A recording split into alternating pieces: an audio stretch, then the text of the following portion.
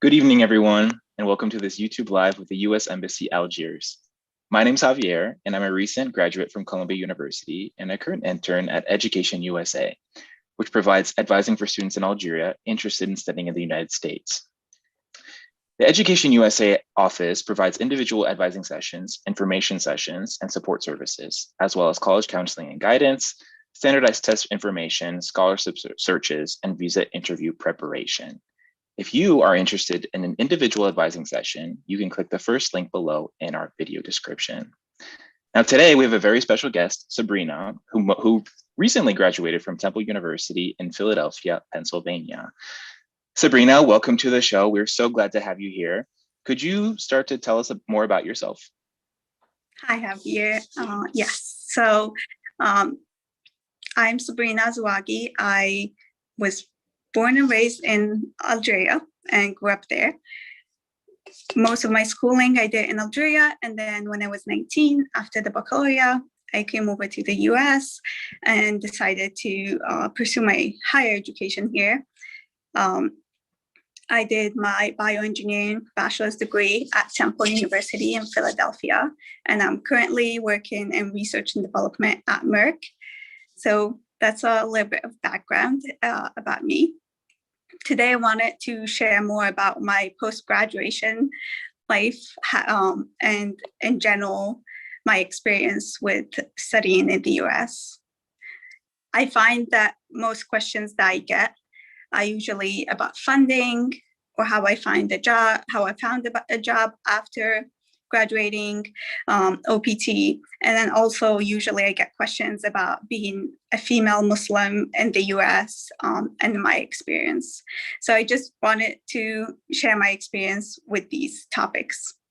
When it comes to funding, I was lucky that my family helped me finance my education, not like fully, but helped me a lot. Another option that I opted for was getting loans from family and friends because I didn't want to get loans from banks for personal reasons. I decided to get loans from my family, and I wrote agreements and I had like monthly payments that were just not official. So that I thought that was a really good solution for students. Another thing that I did to save money was to live at home, and I also got a scholarship. So my advice would be to take the first step and then take one step and then figure out the rest, because at the beginning I was just like really focusing on like the funding, and ended up it just paralyzes you and doesn't let you take more steps. Absolutely. Now, for everyone who's just tuning in, I want to welcome you to this live with our guest Sabrina, which is talking about studying in the United States and succeeding afterwards and financing your studies. Now, Sabrina, are you ready to start your presentation? Yes. Okay, we can start this. Mm-hmm.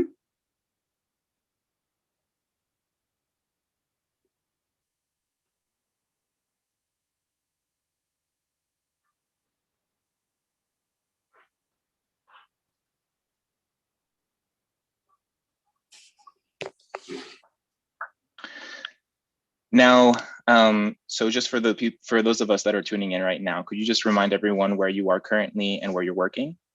Yes, so I'm currently in Philadelphia. I'm working at Merck, so I work as a scientist in a lab, and I did bioengineering at Temple University, Philadelphia. Great, thanks so much for sharing. So we'll actually begin the presentation now. All right. Sabrina, the floor is yours. Thank you. All right, yeah, so I thought that what's best than like sharing like what comes afterward, after graduation. So I'll just reintroduce for anyone who did not wasn't here in the live. So can you go to the next slide? Yeah, so I was born and raised in Algeria, and I grew up up until the age of 19 in Algiers. I studied in Algeria. I got my baccalaureate and actually got into medical school and decided to take a gap year and then come to the US and apply for schools. And that's when I went to Temple in Philadelphia. Initially, I was a pre-med and then decided that I wanted to pursue bioengineering. That's why I did my bachelor's in bioengineering, and I'm currently doing my optional practical training at Merck. Next slide. So I wanted to cover the funding, how I found the funding of my studies, how I found a job, my how I got my OPT approved, and then just being Muslim female in the US and how that affects me. So for funding, how I find that was like one of the biggest worries I had before I applied to schools. I just always kept thinking about the funding, how I was going to pay for my studies. My family helped a lot. And another way I figured this out is through loans. I didn't want to do loans through banks, so I did loans, family loans and friends, and I had monthly payments to pay. They were not really formal, but that's something that I did to help me pay for my tuition. Another thing was saving money through living at home. And obviously my home is in Algeria, but I lived with my aunt because she lives here. And that's why I actually chose to stay in the area of Philadelphia and not go to other schools further away, was to save money through living with my aunt. And then another thing, I did get scholarships from Temple. So that also helped and covered everything.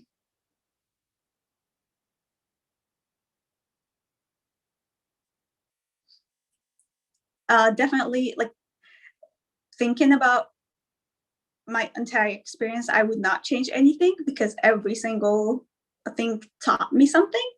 But if I was to give advice or do things differently, it would be to take more time to study for the standardized tests like the SATs and the TOEFLs, so that I can get higher grades and then therefore get better scholarships. I think it was a last minute thing. I probably studied for them for like 2 months nonstop, but I could have studied more than that. So that was that. And then also look into more universities. I kind of limited myself, like I said, to the Philadelphia area because my aunt lived here. So if I was going to give advice, it would be to like, don't limit yourself and just like consider all the universities that would have you, that would give you more scholarships. Yes, so now comes the postgrad. After graduating, I think the hardest thing is to find a job and like try to find a job right after graduation and not take a gap time. So I think the best thing with everything, applying to schools, applying to university, applying for a job, is to start early. I think the first thing would be to determine what the skills you would need for your dream job is. And before that, you'd have to know what your dream job is and then make a plan. How are you going to acquire those skills and have multiple plans? If plan A doesn't work, go to plan B. And that always, your dream job is going to change. It's not always going to be the same. As we evolve, we have different perspective, and it's not always your goals are going to change. So just pivot when necessary. And apply it to as many jobs as possible. This is really, really great advice, Sabrina. Thank you for this. Now, in your specific situation, you went to university in the United States, and then you stayed and found a job in the United States. But what advice do you have for Algerian students who study in the United States, but then return home to Algeria to find a job there? Mm-hmm. I think this is like a universal thing. I think applying to a lot of jobs, like having a really good resume, building the skills that are like, that make you stand out as you like throughout the 4 years that you're in college, or like the 2 years if you're doing a master's. Like, you need to figure out what are the key skills that you need, that you need for your dream job, and then just work on that. Make sure you're like the best or like really good at what you do. I think that would be. And just to like, I do like, right now, I think the optional practical training is like for me to see more the side of things, the industrial side of things, rather than just the academics, because I did work in research. So now I get to see the industry. So that if I do go back, when I do go back to Algeria, I'll have that experience of working in both academic and industrial side of things. So to elaborate about starting early, I think that at least it should start at the beginning of your curriculum, like when you apply to universities, before you pick a major. I was a biology student, and I was a pre-med thinking I was going to go into medical school, and then realized that no, I wanted to be an inventor and be a bioengineer and be able to design things. So think really what lifestyle you want to have, and then what job would you need to have that lifestyle. And then once you know what your dream job is, then you can start planning to get the dream job from the beginning of your degree. Yeah, I think that's a great piece of advice, because I think a lot of us were kind of really set in what we want at the very beginning, right? But the earlier that you start, the more time that you have to kind of adapt or really change what you're going for. So that's a great piece of advice. Thank you. Definitely, of course. Yeah, I think one of the things for me was figuring out what skills I needed to acquire for the job I currently have. My goal was to work at Merck like 2.5 years ago. I was like, I want to graduate and I want to work at Merck. And of course, like I said, the dream job changes. Now I have like other goals, but I figured out, okay, these are the skills I need to be able to get this job.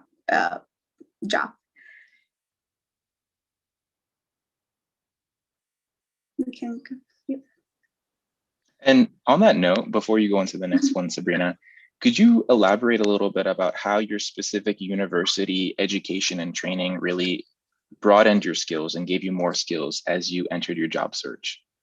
That definitely. I think like we had, so bioengineering, it's a mixture of engineering and biology. I think we had a lot of lab, how do you say, like practical, like we would do labs, we would learn the skills like pipetting, we would learn all like the technical things that we would need for a job. It wasn't just like on paper. Like our finals were like doing experiments. Like if you like do the experiment successfully, then okay, that's your final, rather than like, okay, just answer a bunch of questions, which is like, also that was like part of it, but the lab section had that part, and I think that was really key to like having those skills. Great. So it sounds like your specific experience at Temple University really gave you those hands-on skills that prepared you for your specific position. That's great. Mm-hmm. And for my senior design, so for 1.5 years, we had a class, and it was about like finding a problem, real world problem, and like in our field, which is bioengineering, and then solving it and actually having a product, like designing a product from like finding the problem to making the solution work, and like really, so that was like exactly why I wanted to do bioengineering, was because I wanted to design things. That's great. And what other pieces of advice would you give towards students who are, are just kind of feeling it out? The bioengineering or studying in the US? Studying in the United States. Here you have just Googling it. What do you recommend in terms of that? Yes, I definitely think that it is definitely worth it.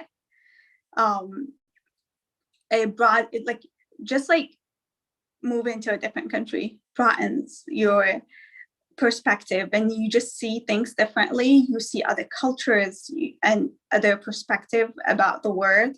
I think that is like crucial and like really important. And it also adds to you as an employee, as a student. Definitely, like even like Temple wants international students because that adds so much to the campus. So it's a both way street. Definitely, I don't regret it. I think it's like the best thing I've ever done. So just do it. Take great. this. Yeah, and you mentioned that a lot of American universities do indeed look for international students. Mm-hmm. And now you, as a student, what in particular drew you to studying in the United States? I know you mentioned that you had family here, but what were the other reasons? I think it was the fact that the quality of the education, and I knew that wherever I go, my degree will be recognized, and it will, like, the quality of the education just is superior. And I would just be able to like go to any country and work with my degree and have all the skills that I need, or be qualified. I think that was the first thing. The other thing was that I wanted to do research. That was like my dream, do research, and it wasn't available in Algeria. And I'm like, I want to discover cures for diseases, and I can't do it here. That was like my main thing. And I think the number one country that stood up for me was the US. That's why I chose the US. Yeah, I mean, Sabrina, this is a really inspiring story. I mean, for me in particular, I just graduated, but I think for many of us in the audience as well. Could you talk about what was your experience first arriving to the United States? I mean, we've talked about kind of planning beforehand, but once you actually arrived in the United States, what was your experience, you know, in particular as a student from Algeria, as a female? Could you talk a little bit more about that? Yeah, I think I can't find the words. Like, I was really like, not amazed, maybe amazed, like just like enjoying all of it, just like not really believing that I'm here. I'm like, okay, like I would like forget and then remember. So I think that's how it was. Initially, I would be like, oh, really? Am I here? Like, am I really like a student at Temple? Like, I would forget because I couldn't like believe that it's actually happening. It was like a really pleasant experience. I don't think I've like ever encountered like how do I say it? Like any negative like interactions. I haven't had any negative interactions, especially when I wear my scarf here. I feel really comfortable. I think especially Philadelphia, like big cities, I don't think I feel really comfortable. Sometimes I'm like, I'm more comfortable than in Algeria. I'm good. Well, I'm also from Philadelphia, so you know a lot of what you're saying definitely resonates with me. You know, just out of hometown pride. But you know, that's really, really, I think, reassuring for a lot of people here, knowing that you felt welcome in your experience. For those people who are maybe anticipating or worrying about studying in the United States or what could happen there, what are your pieces of advice? What do you have to say to those types of people? I think usually it's doing your research, just like knowing. I think something that helped me prior to starting Temple, we have like Facebook groups for Temple. So I would go into like international student at Temple, and I would just like talk with people that would be students. And I don't think it's just for international, because there were like some domestic students from the US who were Muslim, who were also like just trying to get to know other people before coming to campus, so that they know one person or two. So I think that's like helpful if you get to know like some people, freshmen, who are in the same major or the same college, that would like make it a bit less worrisome. Yeah, that's a great piece of advice.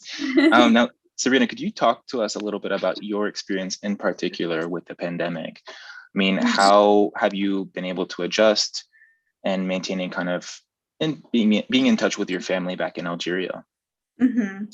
It's been tough, especially that the borders were closed, and it's been really tough because usually I go back every year.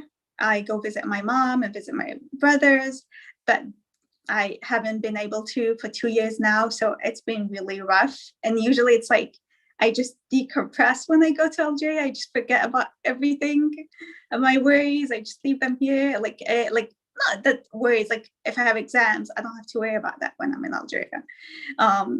So it's been really rough, the pandemic. But like my job, they were really flexible, really understanding when it comes to like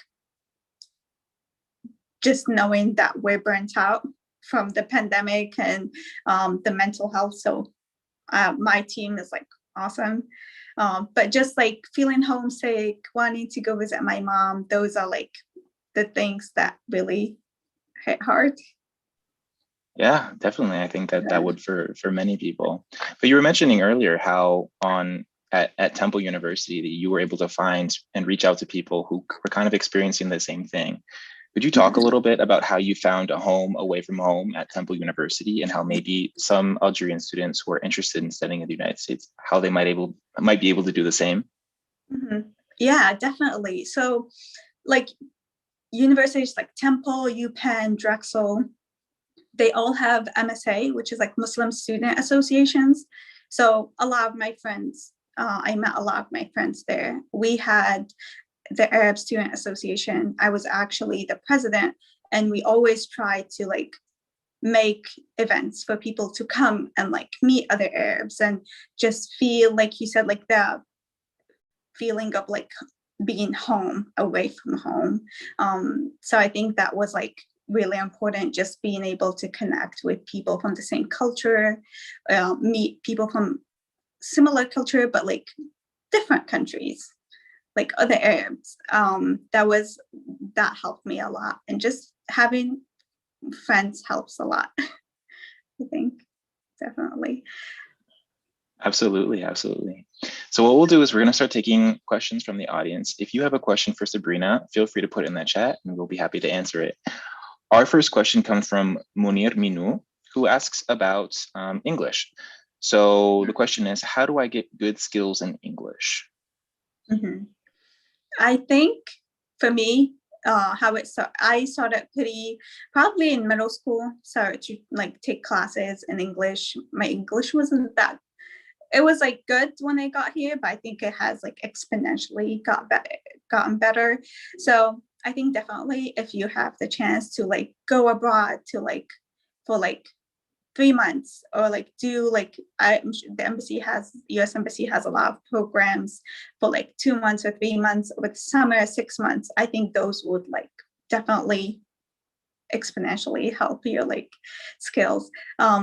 Another thing that I did, I read books, just use dictionary and like Google it. Now you can use Google Translate. Like that's what I did. I watched a lot of subtitled movies. So I would just read the subtitles and like listen to what they're saying. And over time, I just stopped reading because I started understanding without having to read. And then again, I actually used to come to the U.S. Embassy Cultural Center. Now I think it's called, American Cultural Center. So that helped a lot because I found people who spoke English there, who were Algerian, who spoke English, that I got to practice my English skills with. So I think that's joining YouTube videos, like having conversations with native speaker. Absolutely. We have another question from Emel Amal, who asks, Sabrina, why didn't you continue medical school? One, I just realized both my parents are doctors, but like being doctors in Algeria, being a doctor in Algeria and being a doctor in the US, I feel like it's like the time commitment is less, not during this when you're studying, but I think even like afterward when you graduate. My mom had regular hours. She would just like work from 8 to 4 and that's it. But I feel like here, initially it's not like that.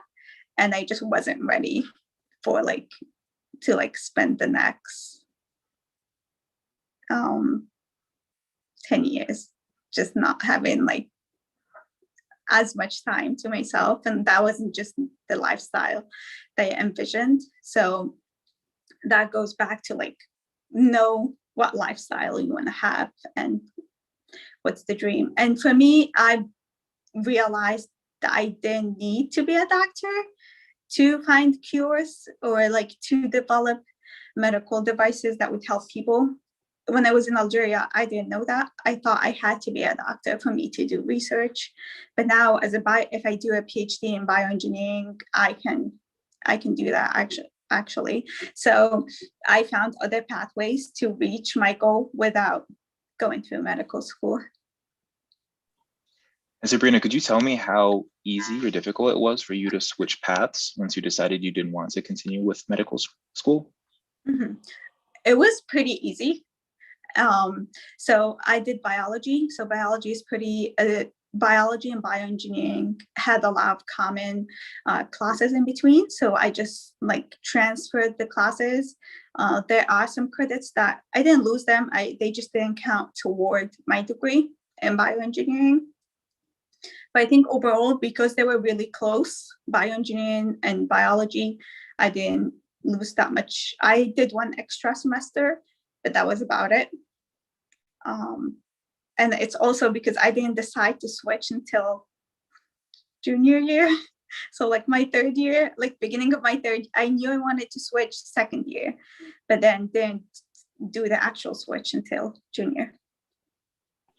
Yeah, but it just goes to show, you know, you have a lot of flexibility and it's really never too late to, Definitely. you know, have a change of heart. Definitely. We have another question from Sirin, who says, I'm a third year English student and I want to know things that you need to be a good student. So could you talk about, you know, you talked a little bit about English. Could you talk about more of the skills, the student skills to study English and just be a good student in general? Mm-hmm. I think it's about discipline. And sometimes you don't want to do the things you're supposed to do, but you just have to make yourself do them because you want the end goal. You want to be a good student.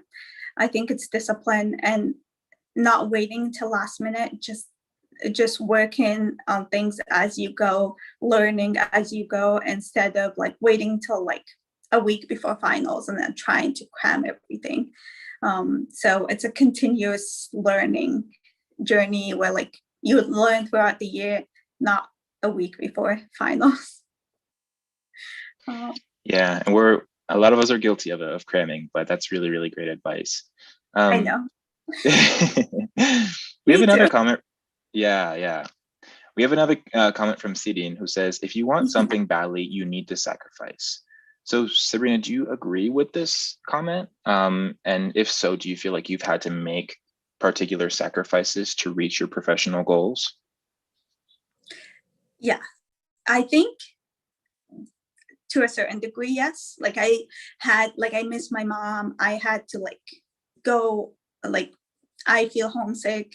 So that's a sacrifice. Also your time, like just being stressed out, not like choosing a hard like major.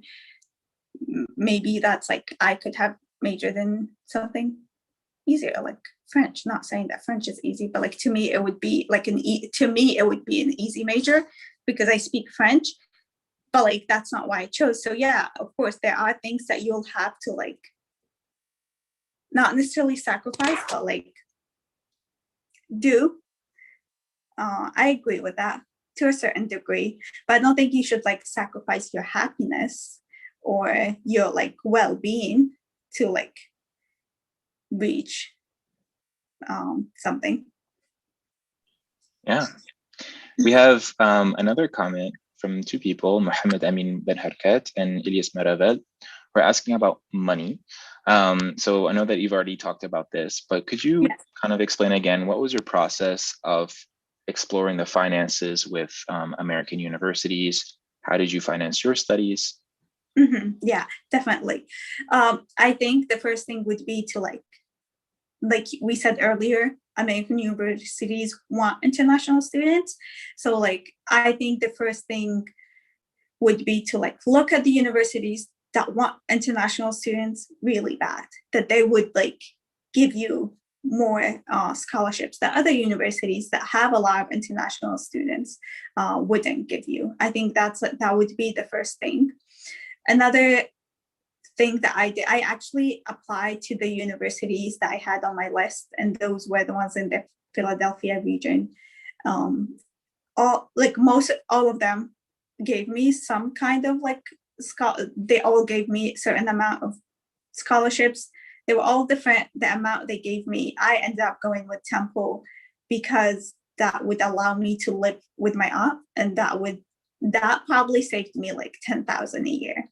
So you need to like, if there's a way you could live with a relative, that would save you a lot of money. Just like you need to take that in consideration. There are universities that gave me way more than Temple, but they were further away, and that would just have meant that I would pay 10 extra thousand to like cost of living and the board. So that you need to weigh your pros and weigh your options and see which one works for you. My family paid for some of my studies. I eventually had to get loans.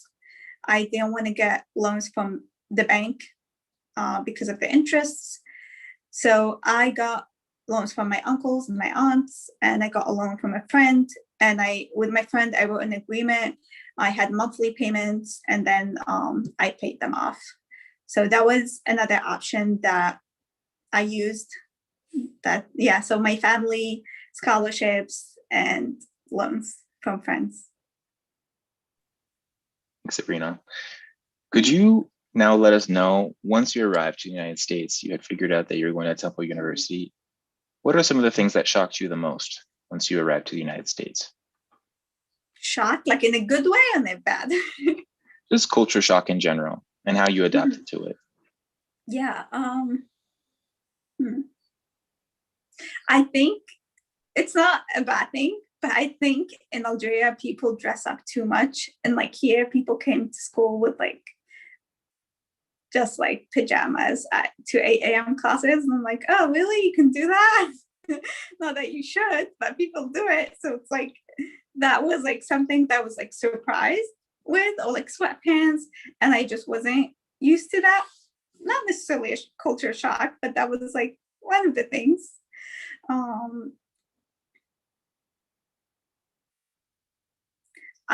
I think I would like, so I feel like social media now, like you just know whatever is happening in all the world. So like, I feel like there isn't a big culture shock like it used to be. Like now we're just like exposed to like all different things. So I don't think there was a culture shock for me. Yeah, so that's a great point.